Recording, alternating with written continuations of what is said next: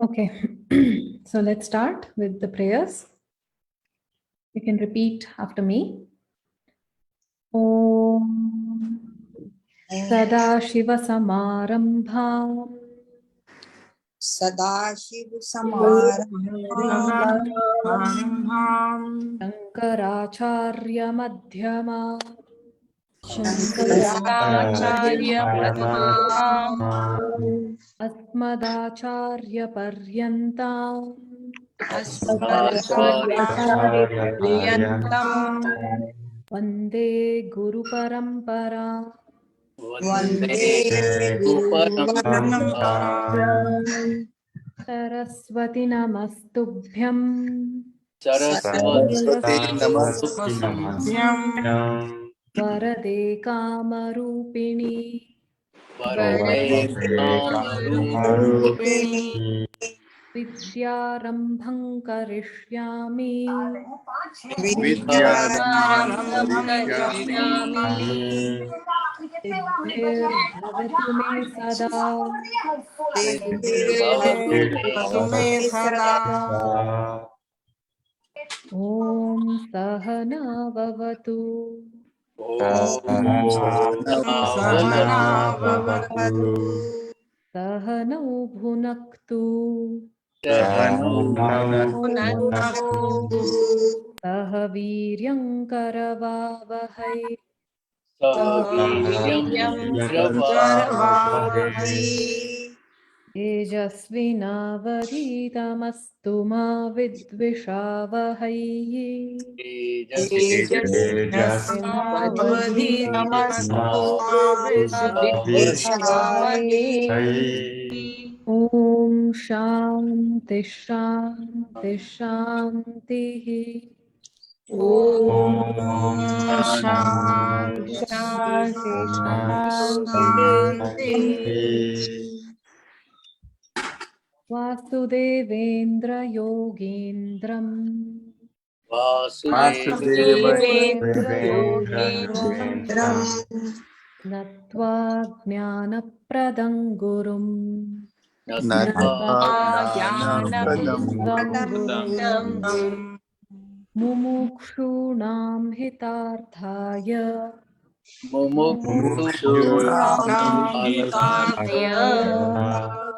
Tattva Bodho Bhidhiyate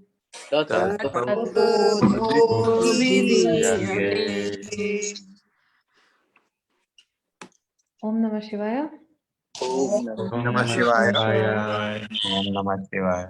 Okay, so let's have a quick revision and then we'll start. So what were we talking about in the last class? Yes, we had just started Sadhana Chatushtayam. What is Sadhana Chatushtayam?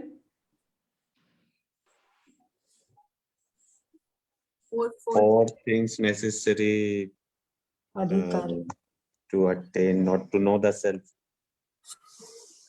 Fourfold qualifications for Jnanam. Right? The four types of qualifications that one needs to have Jnana Yogyata, that is eligibility for self-knowledge.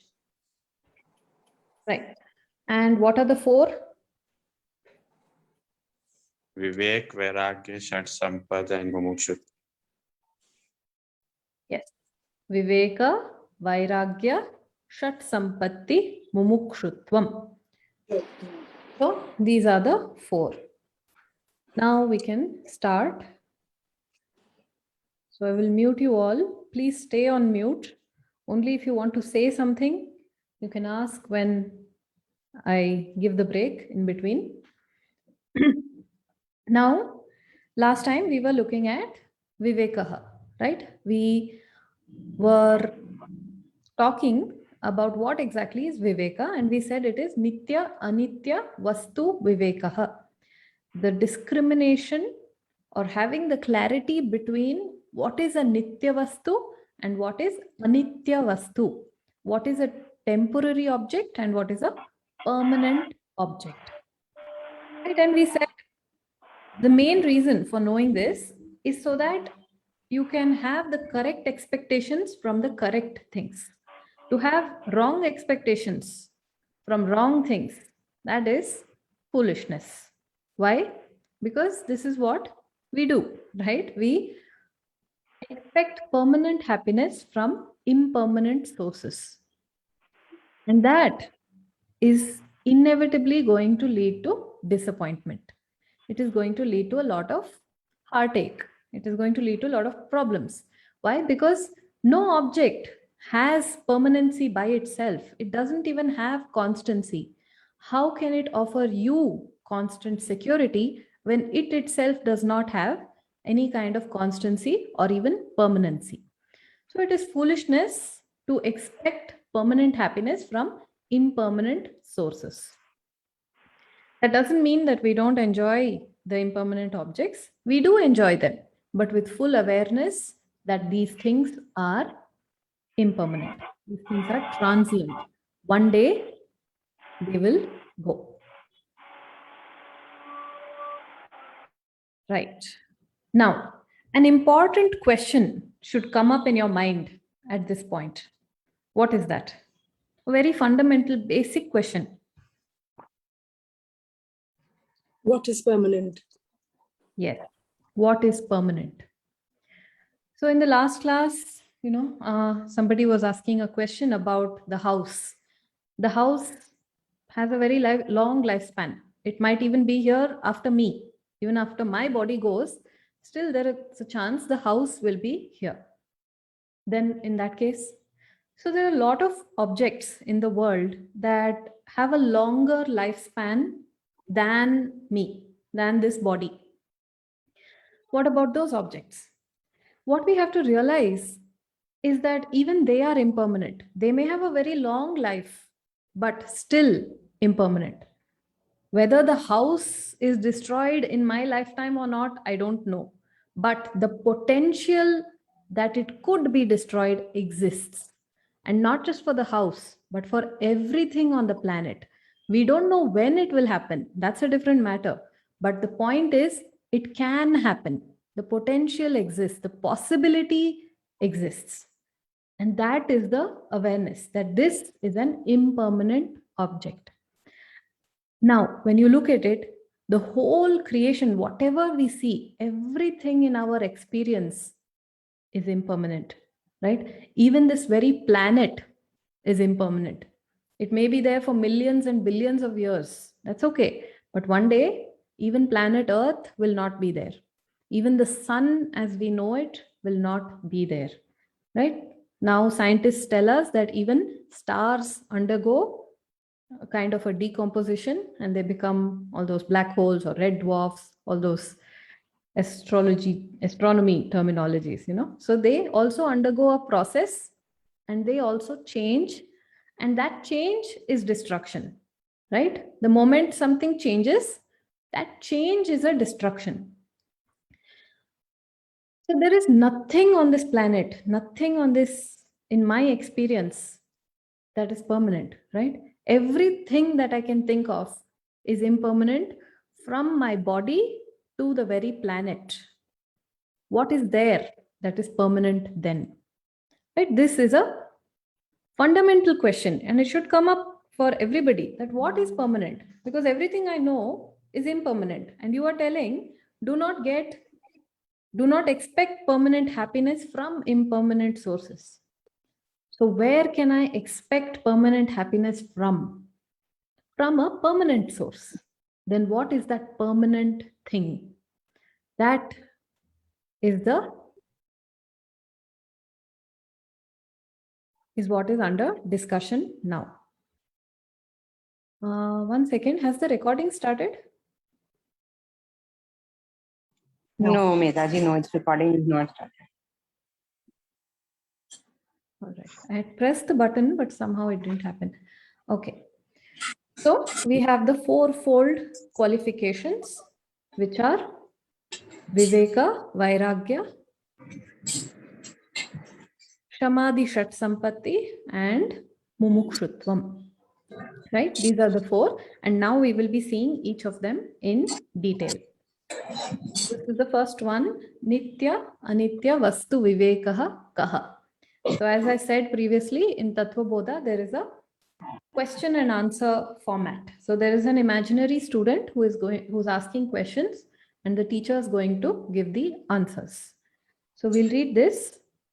Nitya Nitya Vastu Vivekakaha. Nitya Nitya-vastu vivekah Nityavastvekam Brahma. nityavastekam brahma Brahma Tadvyatiriktam sarvamanityam. tadvyatiriktam sarvamanityam Ayameva nitya nityavastu vivekaha. ayame nityavastu vivekah.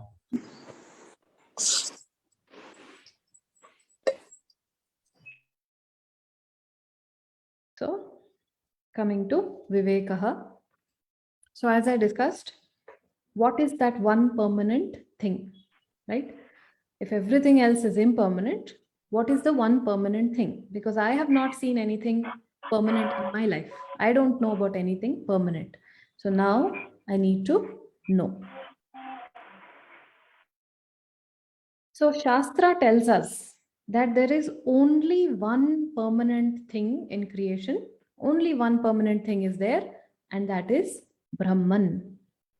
There is only one thing that can be said to be eternal, and that is Brahman. Now this Brahman is the same as Atma. Okay, so don't get confused. Brahman and Atma are the same thing. We will be using both words to refer to the same thing. So don't get confused. Don't think Atma is something else. Atma, Brahman are the same. And also don't think Brahman is Brahmaji. It is not Chaturmukha Brahma. Okay, the Trimurti, the one of the Trinity Lords, it is not Brahmaji. Okay, Brahman is not one of the three and not something with form.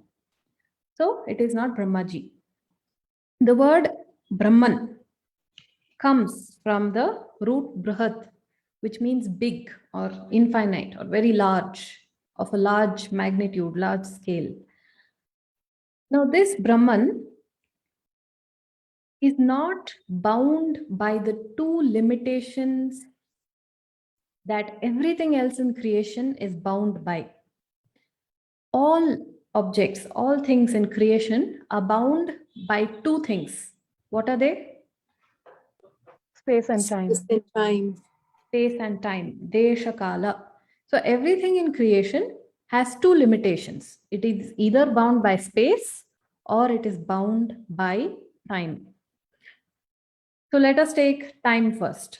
What does it mean to be bound by time? It means that the object has a date of birth and a date of expiry. So if you see this pen, there was a date when this pen was created, it was born.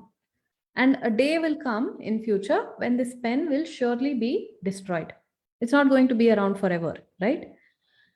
Same with the body. There was a day when this particular body was born, and there will come a day when the body will drop and go, right? So everything is bound by time. It is born and it is destroyed, dissolved. Now this Brahman is not bound by time. It is beyond time. It is not limited by time. In other words, it does not have a date of birth and it does not have a date of expiry. It is there eternally. It is there all the time. In the past, in the present, and in the future, it is going to be there. It was there and it is there all the time. So if you ask the question, when did Brahman start? That is an invalid question. And for a wrong question, there can never be a correct answer. Okay, so for Brahman, there is no date of birth and there is no date of end. So Brahman is unborn, not time bound, not limited by time. It is eternal, permanent. The second limitation that all objects have is the space. They are bound by space. So what does it mean to be bound by space? Suppose you take your own body, you know, when you look at your own body, it is in a particular space and not everywhere, right? Your body cannot be in two different places at the same time. It cannot be everywhere at the same time. It is only in one place and it has a boundary. What is that boundary? Your skin. Skin is the boundary. So you say whatever is within the skin, that is me. Whatever is outside the skin, that is not me. So because of this boundary, there is a space-wise limitation. And not just on the body, but on all objects in the world, they have a spatial limitation. But Brahman does not have any spatial limitation. Brahman is not bound by space. What does that mean? Brahman is there everywhere. There is nowhere where Brahman is not there. Okay, so Brahman is there everywhere. Desha Kala Aparichinna, not bound by space or by time. So this is what the author says in this line. He says, Nitya Vastu, Ekam Brahma. The word breaks here. Nitya Vastu, permanent object. Ekam Brahma. Ekam means one. So there is only one permanent object, and that is Brahman. Tad Vyatiriktam. Tad Vyatiriktam again breaks here as Tat plus Vyatiriktam. Tat means that, Vyatiriktam means other than. So Tad Vyatiriktam means other than that. Other than that Brahman, Sarvam Anityam. Everything else is Anitya. It is impermanent, time bound, transient, temporary, comes and goes. Okay, so everything else other than Brahman is Anityam. Only Brahman is Nityam. So that is what this line says. Ayameva nitya nitya vastu vivekaha. Ayameva means in this manner, that is whatever was described till now. This is what is called as nitya anitya vastu vivekaha. This is the discrimination between nitya and anitya vastu. And the one who knows this, the one who has this understanding is called Viveki. Is called a person who has this clear understanding, person with clarity, person with discriminative ability. This is a person called Viveki. Okay? Right. Any questions?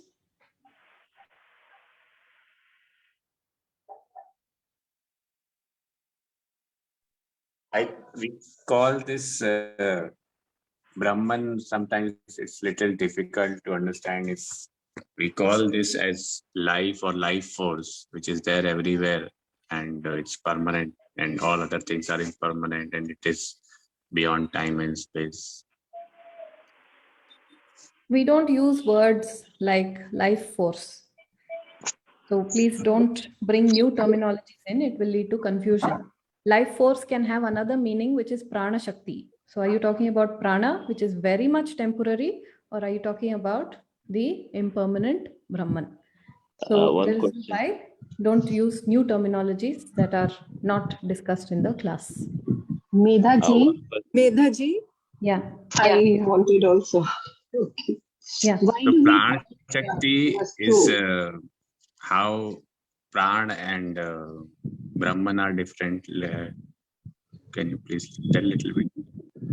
Prana will come later in the text, and that time it will be explained in detail. It is under the subsection of Sukshma Shariram.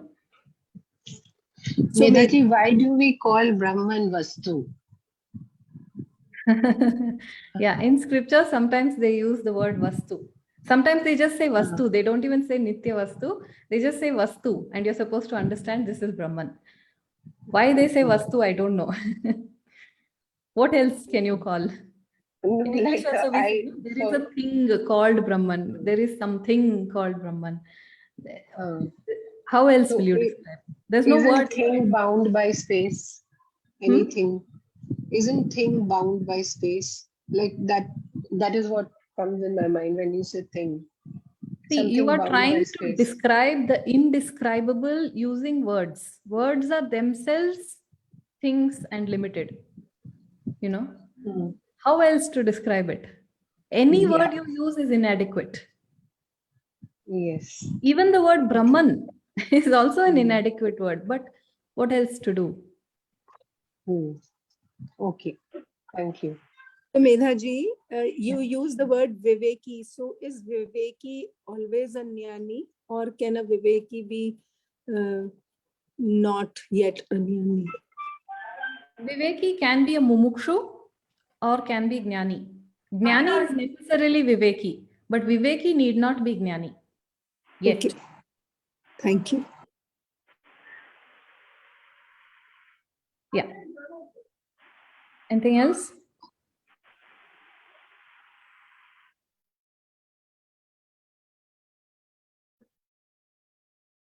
Okay, then we can move on to the next one, which says Vairagyam. Okay, so we can read this. Viragakaha Viraga. Viragah iha swarga bhogeshu इह स्वर्गभोगेषु icharahityam. इच्छाराहित्यम् Okay. The meaning of this, now the student is asking, what is viragaha? Viragaha kaha. Kaha means what? So what is viragaha? The second qualification. And the teacher is answering, iha swarga bhogeshu. Iha means now. Swarga is heaven or something in the afterlife later. Bhogeshu. Bhogeshu means enjoyment. So enjoyments either here or later afterwards. Ichha rahityam. Ichha means desire. Rahityam means absence. So vairagyam is the absence of desire either for enjoyments here and now or for enjoyments later on. Okay. So this is vairagyam. Now, there can be a lot of confusion about this word vairagyam. In a lot of different texts, in the normal understanding, it has come to mean that we have to get rid of all sensory pleasures. But that is not the understanding. Here, we are not talking about freedom from sensory pleasures. We are talking about freedom from addiction to sensory pleasures. Freedom from slavery to sensory pleasures. See, the sensory pleasures by themselves are not a problem. The problem comes when there is an addiction to it, a craving for it. And when that craving overtakes everything else, then there is a problem. Right? So, this we have to remember, it is not freedom from sensory pleasures, it is freedom from addiction to sensory pleasures. Most of us are grihasthas. We live in society with other people. We have families, we have jobs, we have responsibilities. And it is not possible to totally avoid sensory pleasures, right? It is not possible to avoid objects of the world. It is very impractical if somebody tells you, avoid everything. How? You are involved in society, you are involved with family and your job. How can you avoid everything? It is not possible. And suppose everybody leaves, they decide, okay, I want to be a Vairagi, and everybody leaves and goes to Himalayas. Then also it is not a practical thing, right? Himalayas will get full. There won't be space there also. So again, not a practical approach. So we have to balance, we have to work it out while still living with these objects. how to do that. That is the point, right?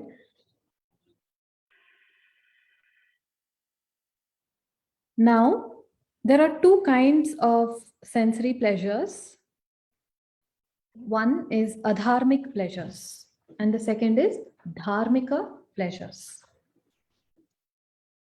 Adharmic means immoral, illegal, or something, that is not supposed to be done. And dharmic is moral. Like, for example, eating an ice cream, dharmic or adharmic? Dharmic. Dharmic. Dharmic. It's not harming anybody else as such, right? So eating ice cream is dharmic. Okay. What about stealing from somebody? Stealing the ice cream from somebody and then eating it. Adharmic. Adharmic. Why? Because you have harmed somebody else in the process. Then what about saying that, okay, I want to, do well in my job. I want to earn money. I want to have a good house, give my children a good education. Are all of these dharmic or adharmic? Yes. Dharmic. Dharmic. Now, suppose I say I want all this, I want a good family life and all of those things, but I start cheating people to earn money. Dharmic.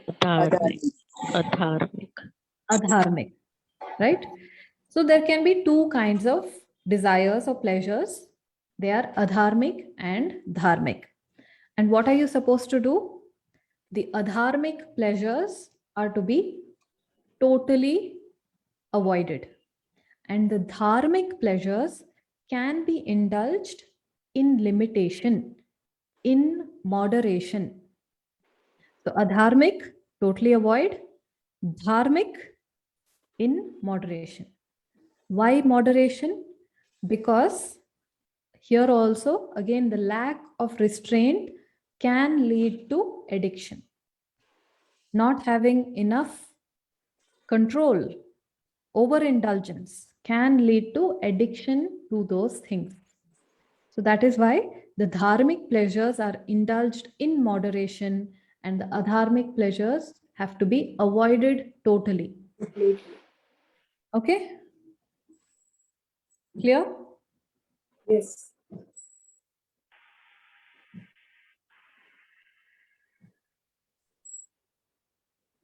Okay. Now there is another classification of these experiences, the pleasures, which the author has mentioned, ihaloka bhogaha and paraloka bhogaha. Experiences in this life, ihaloka means here in this world, paraloka means after this world. So there are a lot of people who desire for heaven. They want a good life after death. So heaven is supposed to be very good for those kind of experiences, right? You have a better body, you have better food, you have better enjoyments. It's a better world. So there are a lot of people who desire for that. So now here the author is telling that we want to be free from addiction, whether it is in this world or whether it is a desire for the next world. So no craving in this world and no craving even for the next world, even for the future. If you don't want to take heaven as a meaning, you can take future as a meaning. So we don't want cravings now or craving about anything from the future. Okay. So with regard to both of these, there should be vairagya. Now, a question may come up. Why vairagya? Why is it needed? The more sticky you are with any object, the more painful the separation will be. And separation is inevitable. This we have to remember, that separation is inevitable.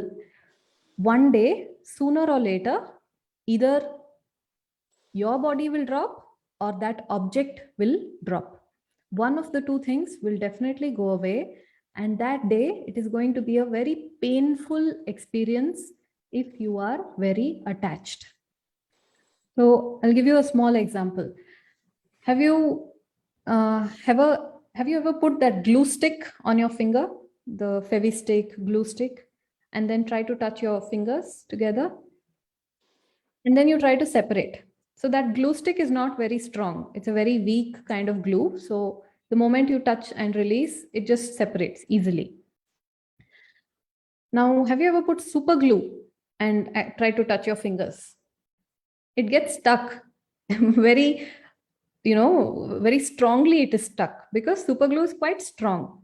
Now, suppose you put industrial level super glue on your fingers. That is so strong that your skin may come off, but the glue is not going to release you. So do you see? The more sticky, the more attached, the more painful the separation is going to be. Right? So this is why Vairagya is required. Vairagya doesn't mean that we give up the object today. It also doesn't mean we start hating or disliking the object. Vairagya is jihasa. Jihasa means a willingness or a preparedness to give up the object, a mental readiness to accept when the object goes away. So it is the training, it is the preparedness.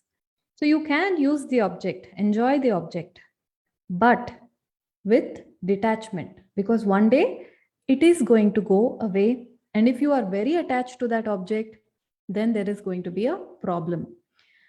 You are going to be in an emotional up and down. It's going to become an emotional roller coaster the more attached you are. Right? So till here, is it okay? Ma'am, one doubt. Yeah. So for the Paraloka Bhogaha, I just have one. You say it in the sense of not being attached to objects, but suppose you're telling a child at home, study well, you'll get a good score. So I am talking in terms of suggesting goals. So you do suggest in the terms of an benefit in the future to make them work better currently, right? See, you can, as a motivational tool for children, maybe, sometimes it is required. But think of the attachment, like if the child develops severe attachment with this goal. We've all heard in the newspapers of stories of children who didn't do well in the studies and then they committed suicide, right? Yes. Extreme attachment to that goal of scoring the marks led to extreme depression and they eventually took their own lives. This is the danger. We are not saying don't set a goal, but with detachment. Even if the goal doesn't come, it's okay. That is the attitude. But you have to set a goal and you have to work. Otherwise, the motivation doesn't come. People don't aspire for better things. It is for your own betterment. It is a good idea to set a goal, but it is not a good idea to develop extreme attachment with that goal. Because failure may happen. It can happen to anybody at any time about any goal, right? And when that failure happens, how do they take it? That is Vairagya. Okay. So how do we understand or how do we know where to draw a line or how to convey to younger ones as to where to draw a line? First, you have to cultivate the attitude. Okay. They will see their, formation depends on your responses, especially if they're very young. If you become very disappointed that they don't score well, then they see a problem in this. But you motivate them, you encourage them, you tell them to study and you go on. And when they finally, if suppose it doesn't go well, still you say, it's okay, come, let's go for an ice cream. You did a good job. Still you reward them, even after they fail. Then they learn something that, okay, failure is not the end of the world. It's fine. Then that is, the attitude. You have to cultivate it in yourself first. And from you, they observe and they learn. When they are very small children, it is difficult to directly teach these things. Okay. Only through example you can teach when they are small children. Right. So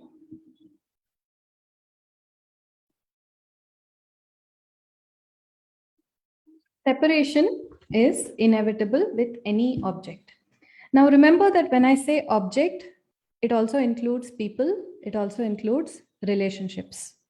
Okay, so it can be even people. Generally, when we say object, we think of things like phone or cars, house, even. But it also includes your spouse, also includes your children, your parents, everybody. So the detachment goes there also. Remember that with attachment, there is always worry. Attachment generates constant worry. But with love, there is never any worry. Never mix up attachment and love. Love is 100% detachment. Attachment is 100% attachment. Okay, this we have to remember. Love will never cloud your vision. Love will never steal your intellect. But attachment will. It will cause emotional turbulence. It will put you in a state of constant worry. And when the object goes away or the person goes away, it will put you in a state of extreme mental, emotional turbulence. Okay, so this is what is Vairagya. Now we have to cultivate Vairagya. Why? Because the more and more we are attached to different objects, the less time there is for Vedanta study. A mind that is emotionally crippled, a mind that is not emotionally free, is unavailable for the study of Vedanta. Only an emotionally free mind is available to study Vedanta. So if, or rather I will say you all are mumukshus, that's why you're here in the class. So Vairagyam, developing Vairagyam becomes an important qualification, because as a mumukshu, your goal is moksha. Your desire is for moksha. For moksha, what do you need? You need to study. You need self-knowledge. And for studying, for even becoming available to come and sit in the class, you have to detangle yourself from various things and come here and be fully physically and mentally available. Then only the teaching can do its job. Then only moksha is possible. Okay, so it's like, drug addicts. Have you seen any movies or any documentaries about drug addicts? What happens to them? They are now, addicts. They're taking the substances, the alcohol maybe, and so much so that their whole mind is occupied with that. Can I take it now? And when can I get the next one? And then they go into adharmic ways also. Suppose they don't have enough money to buy drugs, then they steal money so that they can buy the next dose, so that they can have their next fix, right? And what do they do in this process? They have spoiled their health, their lives, their relationships, their jobs, careers, everything is spoiled, right? Why? Because the entire obsession is with the drugs. They want only that, so much so that they neglect family life, career, everything, right? But here we are saying that all of us are addicts, just to different objects in the world.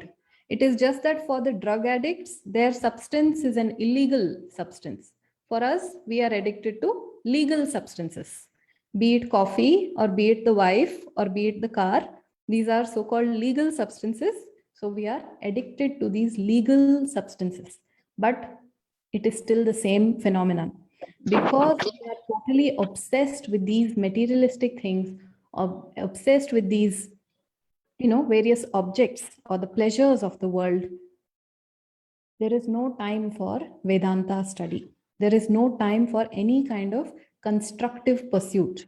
Forget Vedanta, any other constructive pursuit also is not possible if the mind is obsessed in an unhealthy way with some other objects.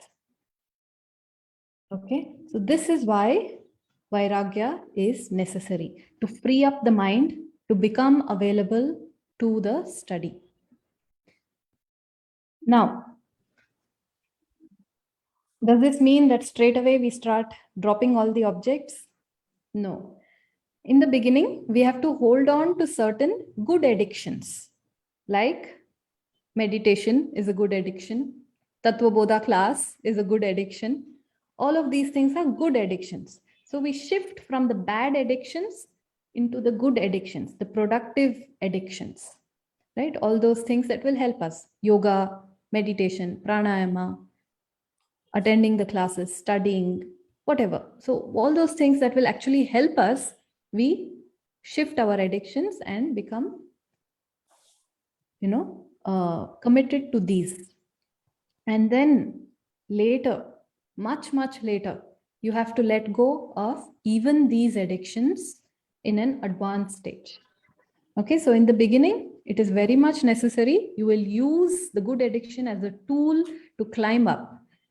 And then later, you will let go of even the good addictions. Okay, so right in the beginning, we don't say let go. Right. Now, another important question that comes up: how do I get Vairagya? Okay, I'm convinced that I want Vairagya. How do I get it? How to develop it?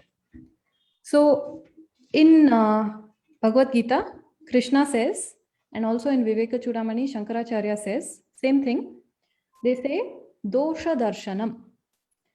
By becoming aware of the limitations of objects, by constantly reminding yourself, by constantly meditating on the defects of getting attached to different objects. So you can only tell me what happens. Say it again, please. Dosha darshanam means reminding yourself or becoming aware of the limitations of different objects. Thank you. So you can only tell me what are some of the defects if you are attached. Let us say you are very attached to your car. Okay, what are the defects of being attached to the car? If we lose it, we will be sorrowful. We will worry about it. You will worry about it. Yes. Then if it does not work, then we will be in a sorrow or anger. Yeah, if it does not work, if something happens to the car, if it, something happens, it's a small scratch on the car, you will be off the planet in anger, right? Then we'll think of buying a new car. Then that's come to be in a greed. Okay. We'll spend a lot of time trying to retain it and maintain it. Yes, you will go on spending time trying to maintain it. Then There will mind become disturbed. Mind is disturbed. Maybe you won't let anyone else drive it.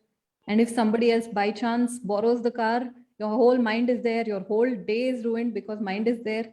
What else can happen?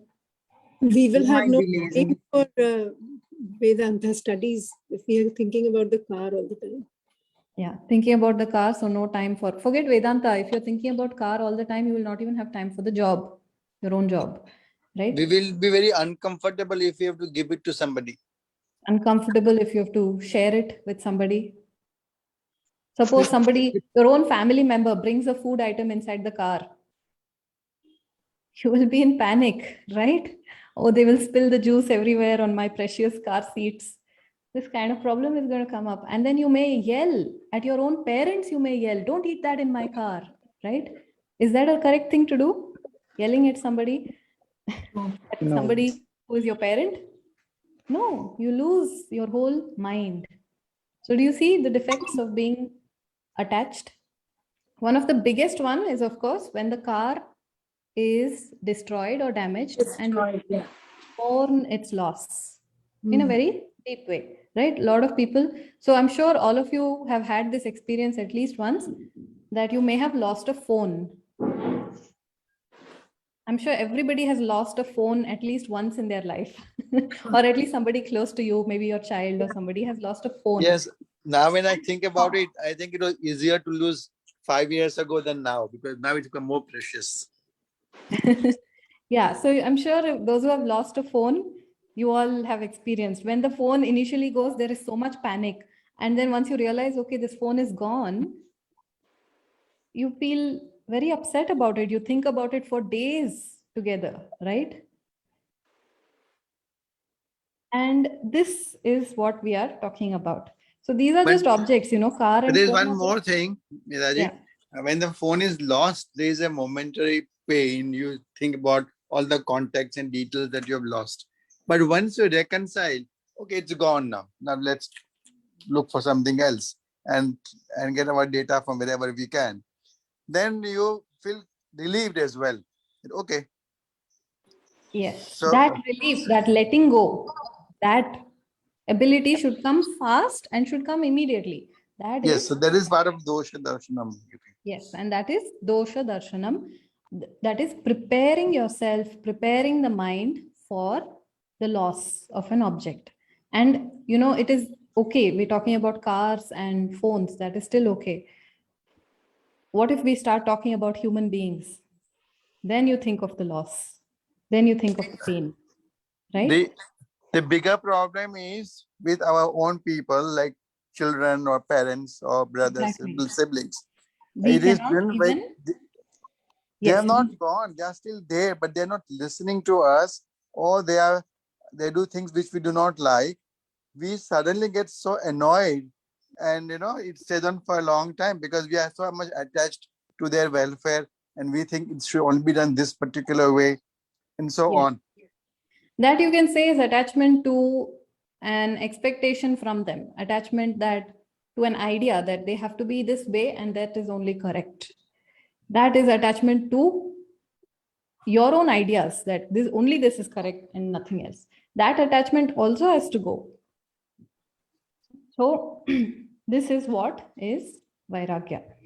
So dosha darshanam means becoming aware or constantly reminding yourself of the defects of attachment.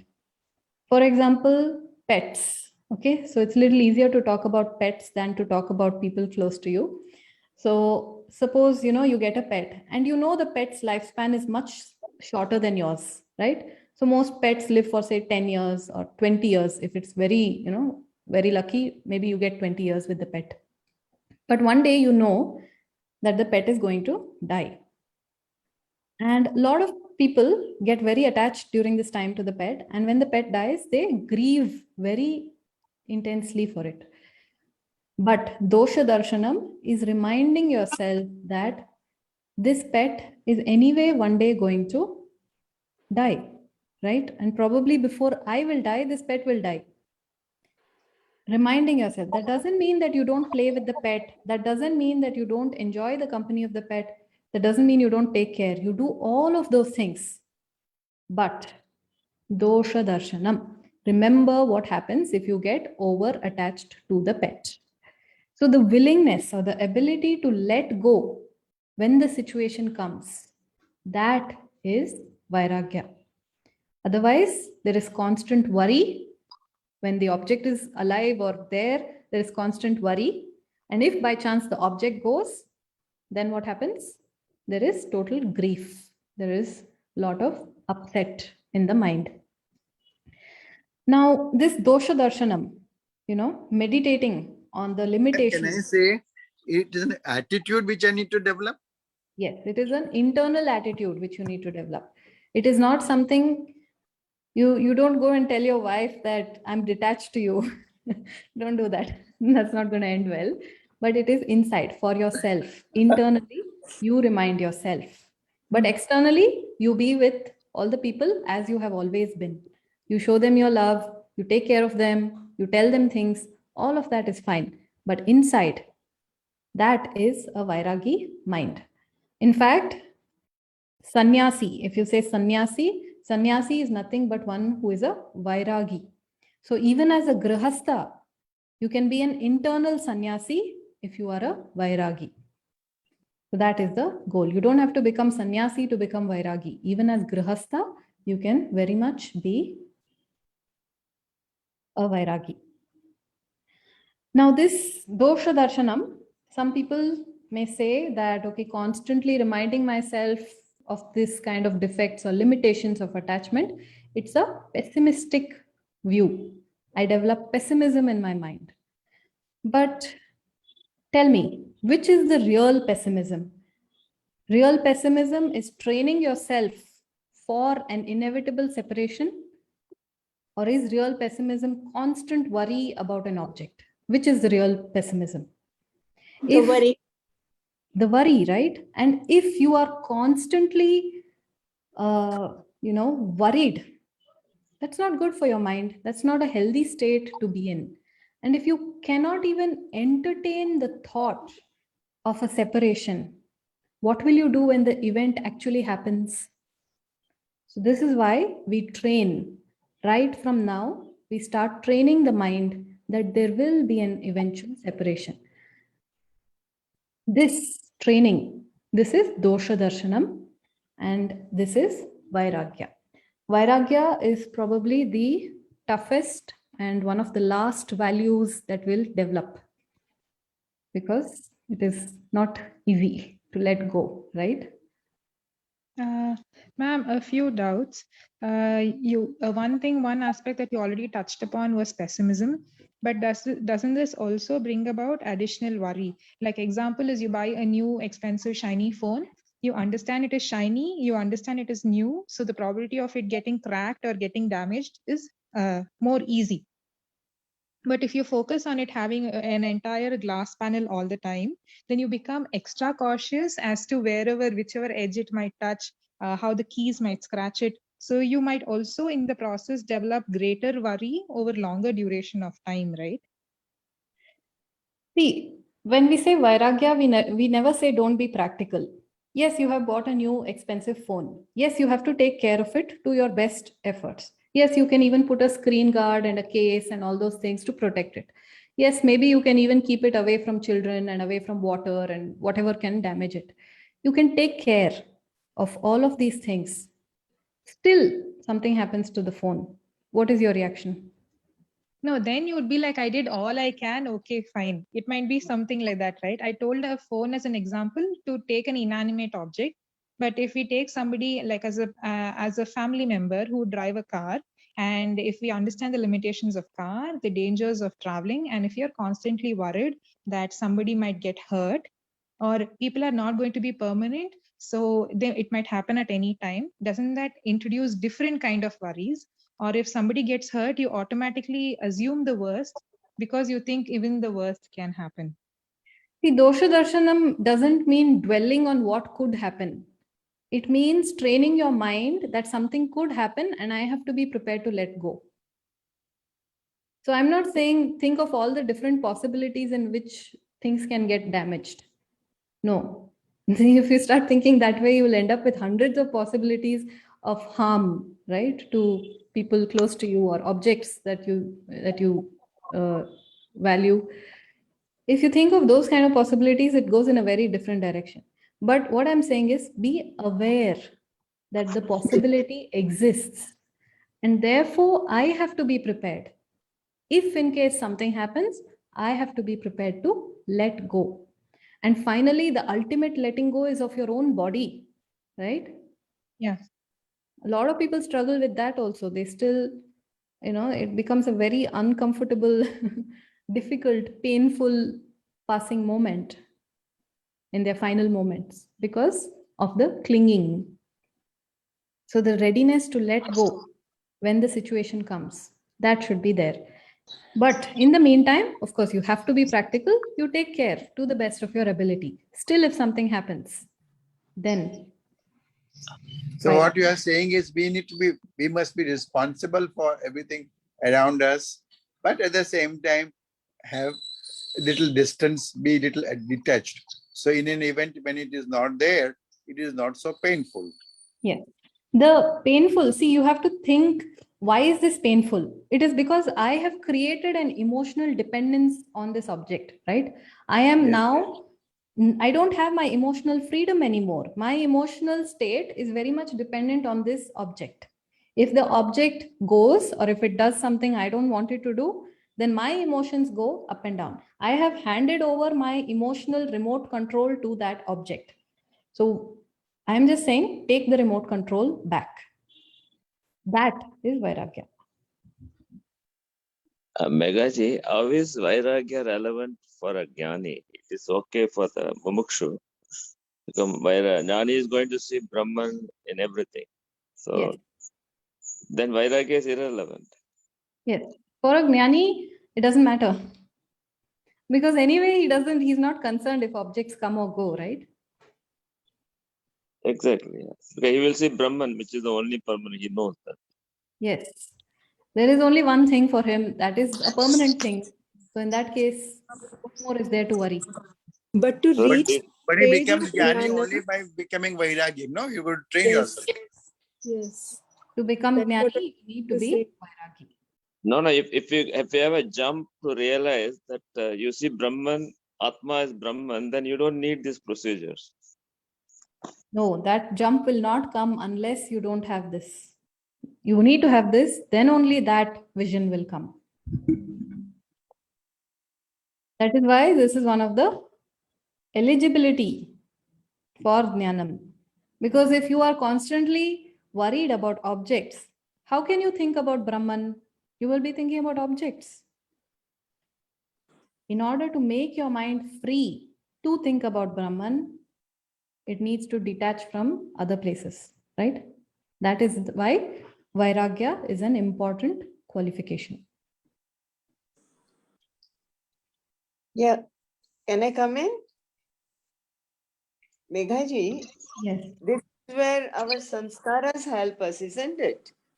The sanskaras which have brought us to this mumukshatva, if developed Atma has come in this body, maybe that Atma may have the kind of jump the other friend said. What do you mean by Atma? This person, who is this person? Okay, then we say Whom we want to Jivatma. We don't say Atma, we say Jivatma. Yes. What does the represent. Jivatma do? So if Jivatma has come with advanced sanskaras, maybe because of previous janma, you can say sadhana, maybe that person can have the jump, like going into the higher class because of the qualification he proves to have. The previous life qualifications do help, but finally you also have to work in this life also if you want a jump. The Exactly. samskaras alone will not push. They will help. That's all. They will make things a little easier, but they will not be the only factor. Okay. But I I mean, the person has to go through anyway. now in this, I have one incident to recall, which I heard. Ramakrishna Paramahamsa was a Brahmagyani. He was fond of eating fish. So one day, Sardama got upset with him. What is this? You are a Jivagyani, you are still craving for fish. Something like that. So even a Jivagyani may have such craving at times. See, I'm not saying don't have cravings. I mean, don't have desires. Everyone will have desires. The problem is when the desire is not fulfilled. Everyone can have a preference. Everyone can say, I like this thing, I like that thing. But how many people, if you deny them that thing, are still able to say it's okay and not be upset and really mean That it? is the point. That is the point. That's the point. It's not easy, Most people, you just deny them something, you refuse them something, they get very upset. Very true. Most people cannot handle no. I'm sure if you had told Ramakrishna Paramahamsa that today fish is not there, stop eating, he would have taken it with the same smiling face. You know how he replied? The day my body doesn't desire this, I'll be gone. He was intentionally keeping it. For example, Nisargadatta Maharaj was intentionally smoking bidi. So they were just keeping this bodily desire little bit to be in the mundane world activities connected to benefit others, instead of immersing all the time with Parabrahm. That's what I guess. I don't know. There's no problem with that kind of a thing. The problem is when it is not there. That's why I said we don't say don't enjoy the things. If it is available, enjoy. Why not? But if it is not there, then what is the state of your mind? These are the dharmic pleasures. Yes, you can indulge. But The problem is if you overindulge, then it will take you down a different road. And that is why in moderation. So, Medhaji, to develop the desired level of vairagya, you need first to have viveka and the shama dhamma, of the shataka sampati. Vairagya. Most important qualification is mumukshutvam. If you have very strong mumukshutvam, the others will follow. You will figure out a way to make them come. Okay.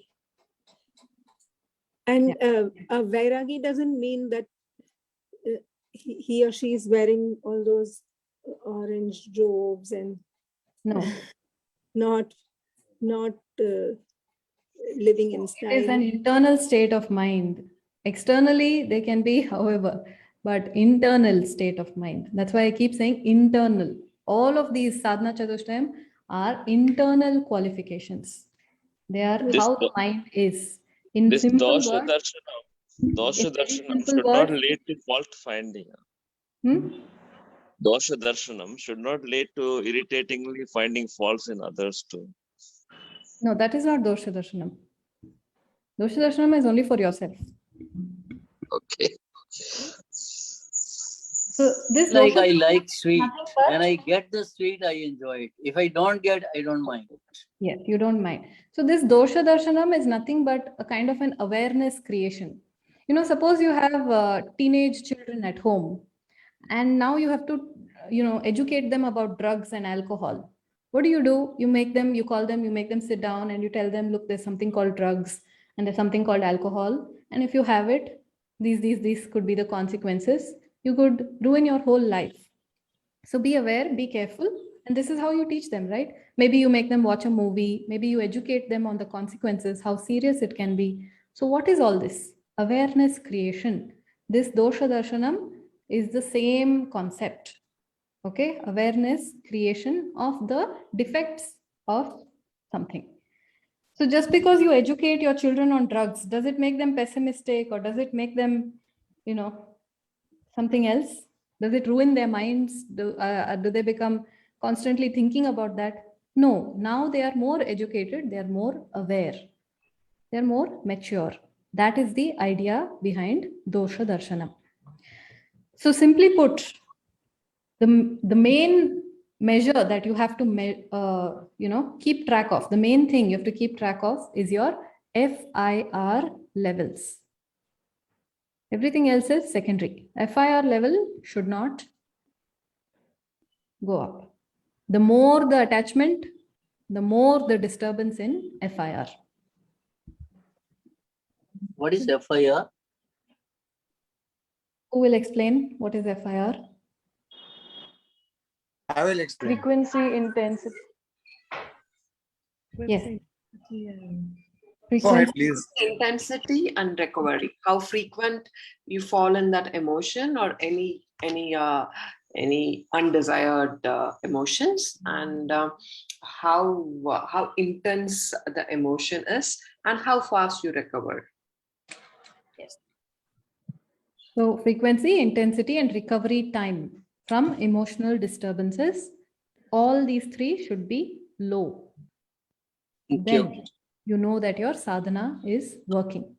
And it won't happen in 1 day or 2 days. Okay, you have to work on it. It will take weeks, months, years, long time. Right. Any other questions?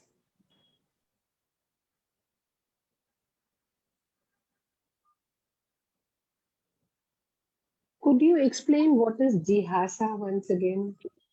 Jihasa is the willingness to let go, the preparedness to let go. Okay.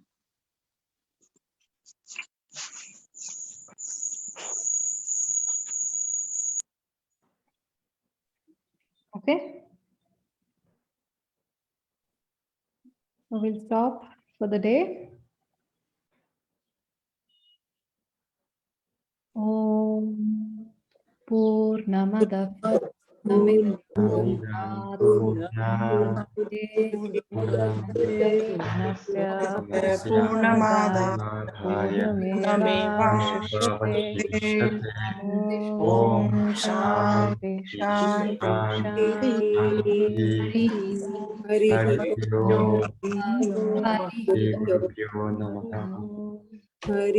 Om.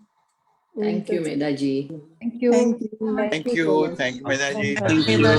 Thank you, Thank you very Medaji. much. Thank you, Medaji. Namaste. Thank you. Thank you. Medaji.